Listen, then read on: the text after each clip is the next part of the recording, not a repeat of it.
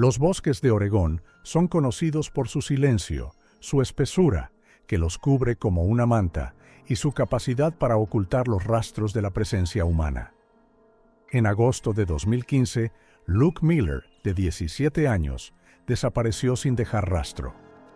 Fue visto por última vez en un sendero cerca del arroyo North, y solo se encontró su teléfono roto. La búsqueda duró semanas, pero el rastro se perdió y el caso se archivó como un accidente. Pasaron 9 años antes de que el bosque diera una respuesta. La respuesta esperaba dentro de un viejo y oxidado frigorífico abandonado junto a una cabaña en ruinas. A partir de este hallazgo, se inició una nueva investigación que destruyó la idea que tenía la ciudad sobre su propia seguridad. Oregón, agosto de 2015. En una cálida mañana, Luke Miller, de 17 años, sale por última vez de su casa en las afueras de la ciudad de Cleveland, en el condado de Lynn. Sus vecinos estaban acostumbrados a ver al chico con una cámara colgada al cuello, ya que la fotografía era su pasión desde la infancia. Lo fotografiaba todo, desde las nubes que se cernían sobre las montañas, Cascade, hasta los detalles de las viejas vallas de madera. Ese verano, las discusiones no cesaban en la familia Miller. Sus padres insistían en que Luke, después de terminar la escuela, ingresara en la Escuela Técnica de Salem, obtuviera una profesión práctica y se valiera por sí mismo. Él soñaba con el arte. Quería estudiar cine o fotografía en Portland. La mañana del 22 de agosto, la discusión volvió a estallar. Su padre le recordó que tenía que presentar los documentos y su madre le pidió que fuera realista. Luke, tras dar un portazo, soltó: «Me voy a grabar. Por una vez, dejadme en paz». A las 10:20 escribió en el chat grupal de sus amigos: «Me voy al viejo camino forestal cerca del arroyo norte. El amanecer allí hoy será espectacular». Unos minutos más tarde, uno de los vecinos lo vio con una mochila y un trípode en las manos. El joven se dirigía hacia el bosque. Este fue el último testimonio confirmado de su paradero.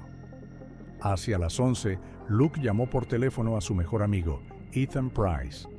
La conversación duró solo 1 minuto, pero dejó el detalle más misterioso de todo el caso. Se oyó un breve grito de fondo, similar a un grito de alegría. Espera, ¿a dónde vas? Luke se rió y de repente interrumpió la conversación. Ethan afirmó más tarde que el chico había visto a alguien y se había apresurado a acercarse. ¿Quién era esa persona? Sigue siendo un misterio. Después de eso, las huellas desaparecen. A las 2:30 de la tarde, se acumularon pesadas nubes de tormenta sobre el bosque. Comenzó un aguacero que duró hasta la noche. Cuando a las 9 de la noche el chico no había regresado a casa, sus padres pensaron al principio que estaría esperando a que pasara la tormenta en algún refugio, pero hacia las 11 de la noche, su madre llamó a la oficina del sheriff. El oficial de guardia registró el aviso. Luke Miller, de 17 años, no ha regresado de su paseo. La última vez que se le vio, se dirigía hacia el antiguo camino forestal. Sus padres describieron la ropa que llevaba: vaqueros grises, camiseta negra, chaqueta clara y zapatillas deportivas. Llevaba consigo una cámara Canon con trípode, una pequeña mochila y un smartphone. Cuando a las 9 de la noche Luke no había regresado a casa, sus padres pensaron que estaría esperando a que pasara la tormenta en algún refugio. Pero la tormenta amainó y su hijo no apareció. Hacia las 11 de la noche, su madre llamó a la oficina del sheriff. El oficial de guardia registró la denuncia de desaparición y se la pasó a la sargento Marty Dawson. En el informe, ella anotó: un chico de 17 años fue visto por última vez en un antiguo camino forestal cerca del arroyo North. Las circunstancias de la desaparición no están claras. Es necesario actuar de inmediato. Así comenzó la historia que, durante muchos años, se convirtió en uno de los casos más misteriosos de Oregón. En la mañana del 23 de agosto de 2015, se inició una operación de búsqueda a gran escala en el condado de Lynn. Participaron más de 40 voluntarios, varios equipos caninos y una tripulación de helicóptero con cámara térmica. La zona de la antigua carretera forestal hacia donde se dirigía Luke Miller era complicada. Matorrales densos, senderos borrosos tras las lluvias y numerosas ramificaciones que conducían a las profundidades de las laderas de las montañas. Los perros salieron desde la casa de los Miller. Seguían con seguridad el rastro y llevaron a los grupos a un camino de tierra hasta el arroyo norte. Sin embargo, a unos cientos de metros, el rastro se interrumpió. Los animales se confundían, iban en una dirección y luego giraban bruscamente. Era como si el rastro se hubiera desvanecido en el aire. A la sargento Marty Dawson le pareció extraño. Anotó en su cuaderno de campo: los perros pierden el rumbo. Da la sensación de que algo ha interrumpido la cadena del olor. Al día siguiente, la búsqueda continuó desde el aire. El helicóptero sobrevoló los alrededores del arroyo, tratando de detectar manchas de calor entre la espesura. Pero la cámara no mostró nada más que ciervos y algunas tiendas de campaña de pescadores. Mientras tanto, uno de los grupos encontró un teléfono inteligente dañado cerca del lecho del arroyo norte. Estaba tirado en el barro, con la pantalla rota y el cuerpo rayado. Más tarde, los expertos determinaron que el dispositivo se había roto por un golpe, como si lo hubieran dejado caer o lo hubieran sacado de las manos. Era la primera y única prueba material. El tercer día de búsqueda no dio resultados. Los voluntarios peinaron barranco tras barranco, revisaron los refugios de caza abandonados y bajaron a las cascadas. Dawson recorrió personalmente la vieja carretera donde se había registrado la última huella. En el suelo húmedo vio marcas de neumáticos con un dibujo característico, similar al de las camionetas o los jeeps antiguos. Pero esta pista resultó ser dudosa. El bosque está lleno de vehículos de cazadores, pescadores y guardabosques. Pasó una semana. Cada día peinaban nuevos sectores, pero no encontraron nada más que perteneciera al chico. No había mochila, ni cámara, ni ropa. Tampoco se encontraron testigos que lo hubieran visto después de las 11 de la mañana de ese día. Solo quedaban en manos de la investigación el teléfono roto y la conversación telefónica entrecortada con Ethan. Dawson sentía que algo no cuadraba. Recordaba las palabras del chico al teléfono. «Oye, espera, ¿a dónde vas?», y comprendía que detrás de esa frase se escondía un encuentro que nadie conocía. En su informe, ella subrayó: «La versión de que se perdió accidentalmente no explica ni el grito por teléfono ni la ausencia de huellas después del arroyo». Pero la posición oficial de la dirección era otra. Pasó un mes. La búsqueda se fue reduciendo poco a poco. Los voluntarios se dispersaron. Los sinólogos volvieron a sus otras tareas. En una rueda de prensa celebrada el 22 de septiembre, el sheriff del condado anunció: «Se han agotado todos los esfuerzos. La causa probable es un accidente. El chico se perdió, cayó al arroyo y su cuerpo fue arrastrado por la corriente». El caso pasó a considerarse sin resolver. Para la familia Miller, esta versión sonaba como una sentencia sin cuerpo.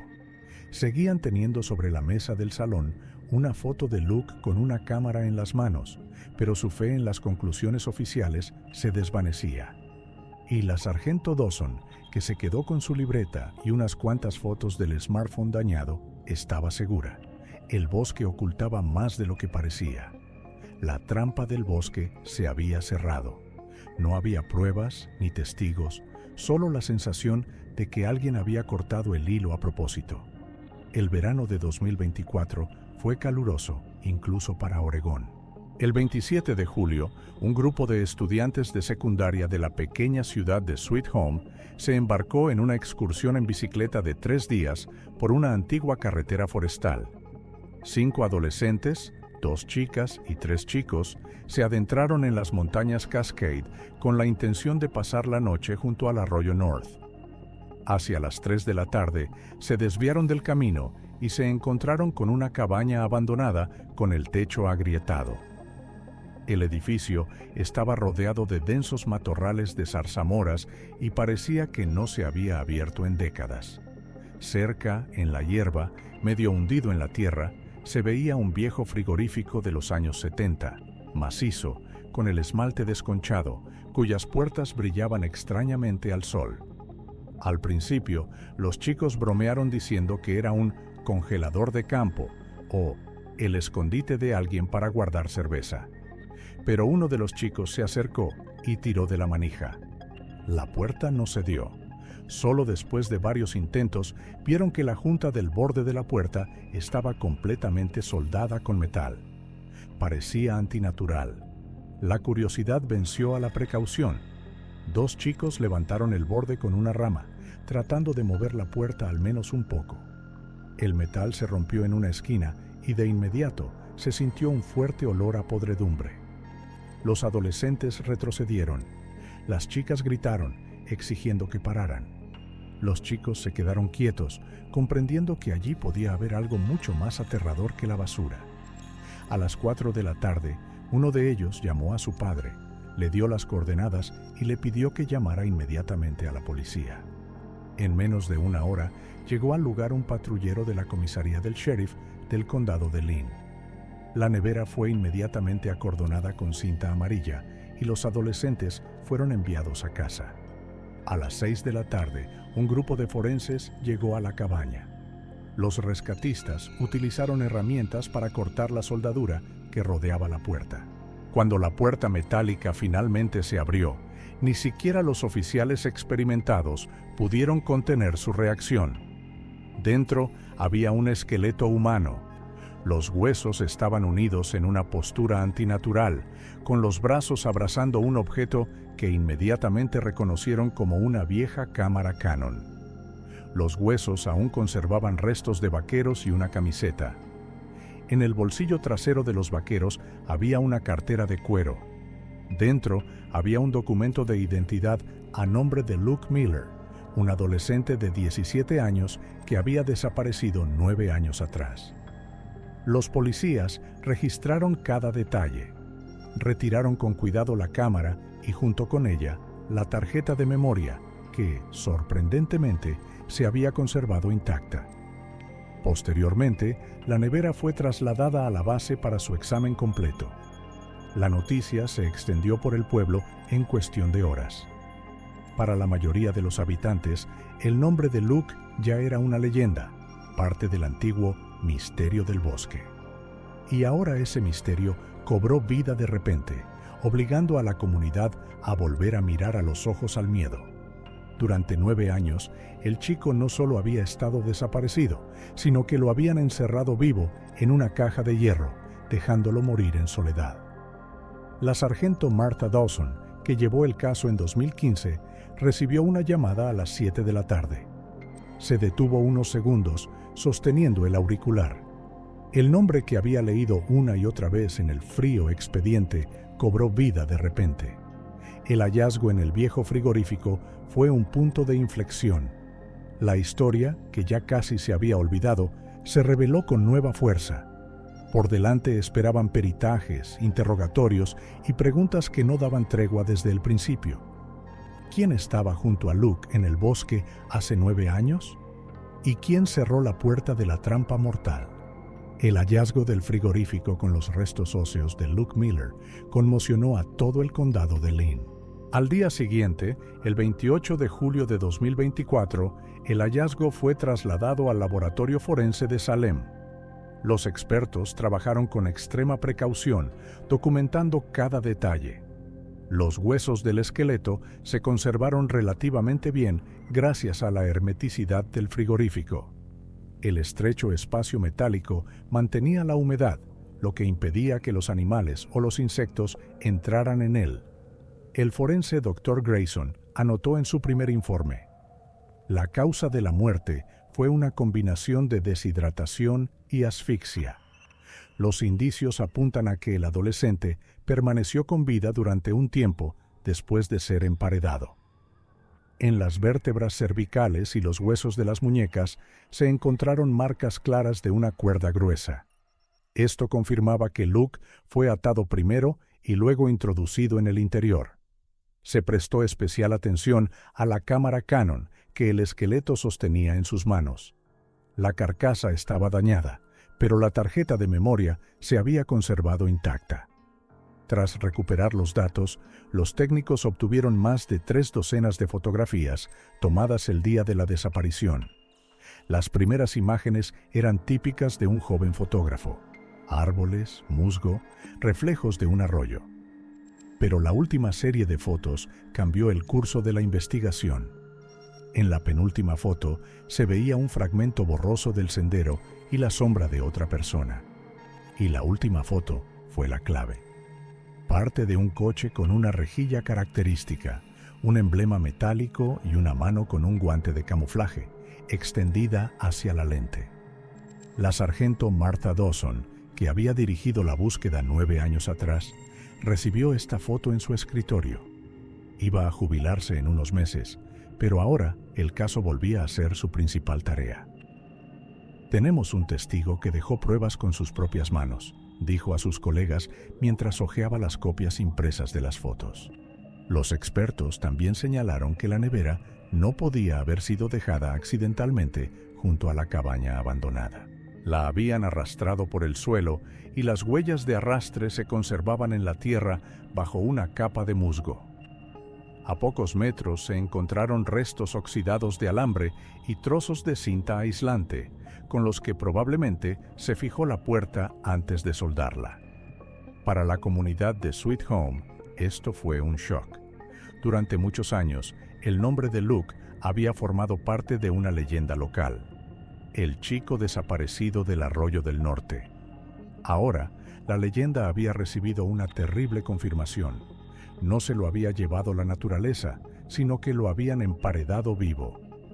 En la tarde del 30 de julio, la sargento Dawson reabrió oficialmente el caso de la desaparición de Luke Miller.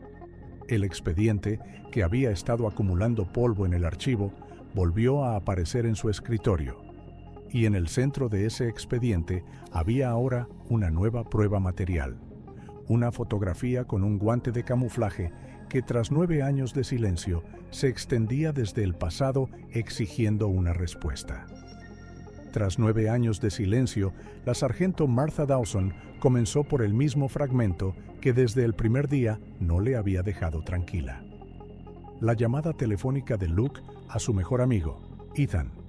Un grito alegre de fondo: «Oye, espera, ¿a dónde vas?». Y de repente, la llamada se cortó. Entonces, en agosto de 2015, parecía una casualidad. Ahora, tras el hallazgo de la nevera, se había convertido en la clave. Alguien estaba con el chico. Dawson hizo una lista de todos los amigos con los que Luke había pasado tiempo en el instituto. Ya eran adultos. Algunos se habían mudado, otros habían formado familias. Todos aceptaron volver a ser entrevistados. La sargento reconstruyó los acontecimientos de aquel día, obligando a cada uno a revivir el agosto de 2015. Lo primero que hizo fue hablar con Ethan Price. Entonces era un estudiante de 17 años. Ahora es un corredor de bolsa de 26 años en Portland, con reputación de profesional exitoso y frío. Su coartada de hacía 9 años parecía poco sólida. Ethan afirmaba que, tras la llamada, se fue a dar una vuelta por la ciudad con una chica, pero solo sus palabras podían confirmarlo. La chica con la que había quedado se había ido al extranjero y no se había puesto en contacto con él.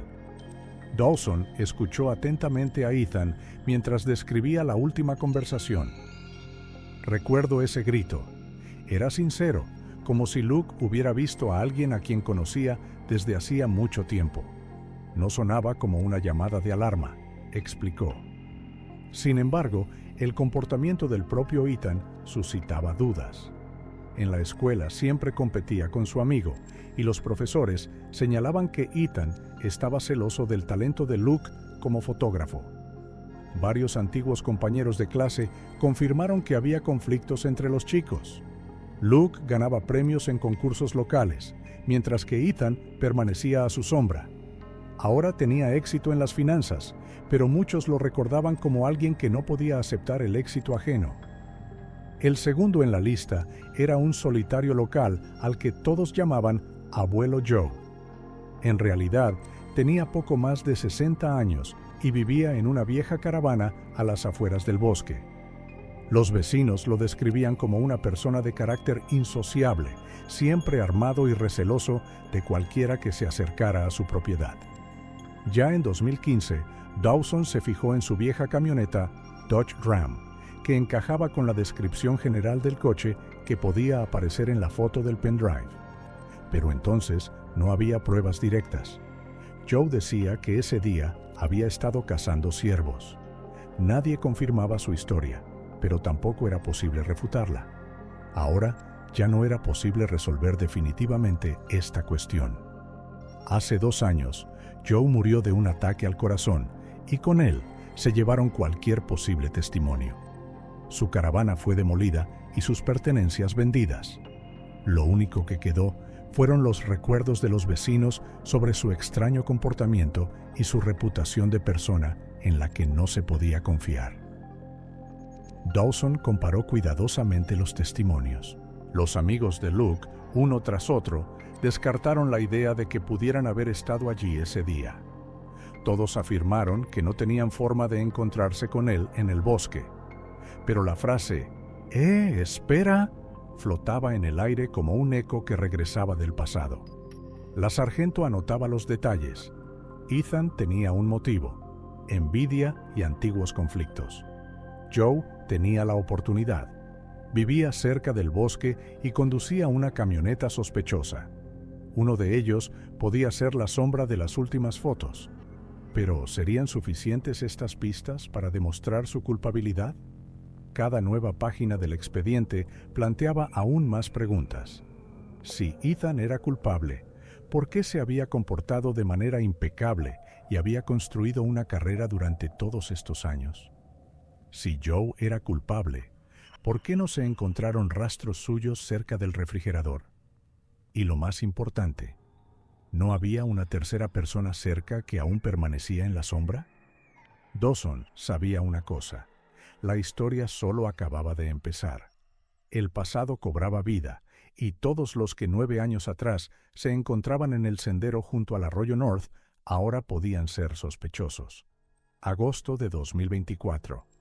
En el laboratorio forense de la Policía del Estado de Oregón, un grupo de expertos trabajaba en la última foto de la cámara de Luke Miller.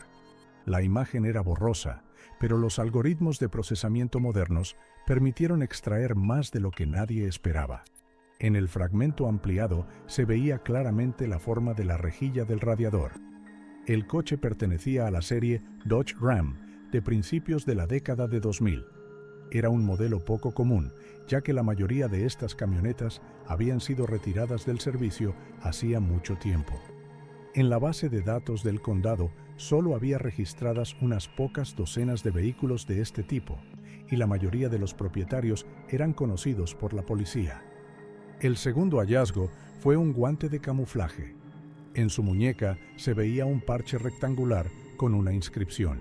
Cuando se procesó la imagen y se le aplicaron varios filtros, se hizo visible un símbolo familiar: la insignia del Servicio Forestal de Oregón. Era el equipo estándar de los trabajadores y voluntarios que ayudaban en los equipos de guardabosques. La sargento Martha Dawson hizo inmediatamente una lista de todos los que habían participado en la búsqueda de Luke 9 años atrás. El nombre que apareció entre los primeros la dejó paralizada: Bob Carter. Carter era conocido en Sweet Home como una persona de confianza. Antiguo empleado del servicio forestal, tras jubilarse, siguió activo en la comunidad, siempre ayudando en las operaciones de búsqueda y organizando a los voluntarios.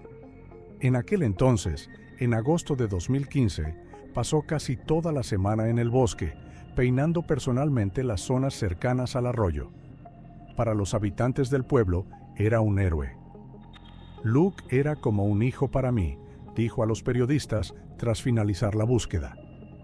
Todos los periódicos locales citaron esta frase. En aquellos días, Carter parecía la encarnación de la preocupación y la dedicación. Dawson revisó las viejas fotos del archivo. En una de ellas, tomada durante la operación de búsqueda, Bob Carter aparecía junto a un grupo de voluntarios, y en sus manos llevaba los mismos guantes de camuflaje con el parche del servicio forestal. En el informe, ella anotó: identificado, un automóvil Dodge Ram de principios de la década de 2000 y un guante con el parche del Servicio Forestal de Oregón. Ambos detalles coinciden con el perfil de Bob Carter, un voluntario que participó activamente en la búsqueda en 2015. Fue un gran avance. Por primera vez en 9 años, la investigación tenía no solo hipótesis, sino también un nombre concreto. Pero al mismo tiempo, ese nombre era impactante. Carter gozaba de confianza, se le consideraba el pilar moral de la comunidad. Todos recordaban cómo llevaba carteles con la foto de Luke y animaba a la gente a unirse a la búsqueda. Cuanto más estudiaba Dawson los materiales, más evidente se hacía que alguien que gritaba más fuerte pidiendo ayuda podía ser el propio verdugo. En su cuaderno apareció una nueva nota: Carter, pista principal. Y el detalle de la foto seguía siendo espeluznante. La mano enguantada, extendida hacia la cámara, ahora tenía un nombre que hasta entonces se pronunciaba con respeto. La sargento Martha Dawson comenzó a comprobar todos los datos sobre Bob Carter. Su expediente parecía impecable. Antiguo empleado del servicio forestal, participante en numerosas acciones de voluntariado, miembro respetado de la comunidad local. Pero en cuanto empezó a indagar más a fondo, comenzaron a surgir detalles inquietantes en los archivos. En la base de datos de documentos de registro, encontró una entrada. Carter era propietario de una camioneta Dodge Ram del año 2002. Exactamente el mismo modelo que el de la borrosa foto de la cámara de Luke. Vendió el coche en 2016, un año después de la desaparición del chico. El nuevo propietario vivía en el condado vecino y la camioneta llevaba mucho tiempo fuera de circulación. Pero el hecho de que la venta se produjera precisamente en ese periodo resultaba demasiado sospechoso. Dawson se dirigió a Sweet Home para preguntar a los vecinos de Carter. Recordaban bien aquella época. Una anciana recordaba: después de la desaparición del chico, Bob andaba sombrío, pero cuando le preguntaban, siempre decía que Luke era como un hijo para él. Casi lloraba delante de la gente. Otro vecino, por el contrario, lo recordaba como una persona brusca. Se peleaba con los jóvenes, decía que los niños de hoy en día eran débiles, que no llegarían a ser hombres. En las conversaciones se descubrió otra cosa. El hijo de Bob, Matt Carter, era del mismo año que Luke. Los chicos estudiaban en el mismo colegio, pero rara vez se comunicaban. A diferencia de su padre, Matt tenía un carácter afable y le apasionaba el arte. Le gustaba fotografiar con una vieja cámara analógica y soñaba con entrar en la escuela de arte. Luke, que siempre llevaba consigo una cámara y había recibido premios por sus trabajos, era para él un ejemplo y al mismo tiempo una fuente de constantes conflictos en la familia. Los vecinos confirmaron que Bob no aprobaba esta afición. Calificaba la fotografía de ocupación poco masculina, ya que consideraba que su hijo debía seguir sus pasos. Trabajar en el servicio forestal, realizando trabajos físicos duros. Cuando Matt pasaba tiempo con Luke, su padre le montaba escenas en casa. Dawson anotó en su cuaderno: motivo: los celos del padre. Luke personificaba lo que Bob no aceptaba en su propio hijo: talentoso, sensible, orientado hacia el arte. La imagen comenzó a tomar forma. Para la comunidad, Carter era el salvador que buscaba al chico desaparecido. Pero detrás de esa imagen podía esconderse un profundo odio. Un hombre severo que había luchado toda su vida contra su propio hijo, veía en Luke un símbolo de la debilidad ajena que debía ser erradicada. En los archivos del periódico local, Dawson encontró una entrevista con Bob, fechada en septiembre de 2015. En ella decía: no podemos permitir que los jóvenes olviden lo que es la disciplina. En el bosque solo sobreviven los fuertes. Para un lector normal, esto sonaba como un llamamiento. para un detective experimentado, como una confesión oculta de sus propias convicciones. Por las noches, Dawson revisaba sus notas. Ante sus ojos aparecía la foto de la cámara de Luke. Una mano con un guante de camuflaje se acerca a la lente. Todo indicaba que esa mano pertenecía a Bob Carter, un hombre que la comunidad consideraba un modelo a seguir. Pero lo más difícil era aceptar el contraste. Durante 9 años había hablado de Luke como de su hijo. Llevaba sus retratos a las campañas de búsqueda, hablaba a los periodistas de su gran pérdida. Y, al mismo tiempo, era él quien podía haber encerrado al chico vivo en una caja de hierro. Dawson sabía que se avecinaba un enfrentamiento directo. Se preparaba para encontrarse con un hombre que había engañado a todo el mundo durante 9 años, fingiendo ser un benefactor. Un hipócrita que encubría su crimen con caridad. A finales de agosto de 2024, la sargento Martha Dawson se dirigió a la casa de Bob Carter. Su pequeña casa de campo estaba situada a las afueras de Sweet Home, cerca de la misma carretera donde Luke Miller había desaparecido 9 años atrás. Carter la recibió en el porche con una taza de café y su habitual sonrisa. «Hace tiempo que no viene por aquí, sargento. ¿Qué pasa ahora?», preguntó con calma. Dawson respondió que quería aclarar algunos puntos de un caso antiguo. Carter la invitó amablemente a pasar. En la sala de estar había trofeos de caza y fotografías amarillentas de excursiones, y en la estantería había certificados de voluntariado. El ambiente debía irradiar respeto y fiabilidad, pero eso era precisamente lo que le ponía en guardia. Dawson entabló una conversación sobre agosto de 2015. ¿Quiénes de los voluntarios trabajaban con él en el bosque? ¿Qué zonas peinaba? Si recordaba cuándo había visto a Luke por última vez. Carter respondió con seguridad, incluso con un ligero enfado, como diciendo, ¿cuántas veces hay que repetir lo mismo? Entonces sacó de la carpeta una foto impresa de la cámara del chico. Una imagen borrosa de una mano con un guante de camuflaje con el emblema del Servicio Forestal de Oregón. La sonrisa de su rostro desapareció al instante. ¿Tenías guantes como esos, Bob?, preguntó Dawson en voz baja. Quizás en algún momento. Ya no lo recuerdo, murmuró, apartando la mirada. La sargento insistió en que le mostrara su antiguo equipo. Carter, fingiendo indiferencia, accedió y la llevó al garaje. Entre las viejas herramientas que había en un armario metálico, había un par de guantes de camuflaje gastados.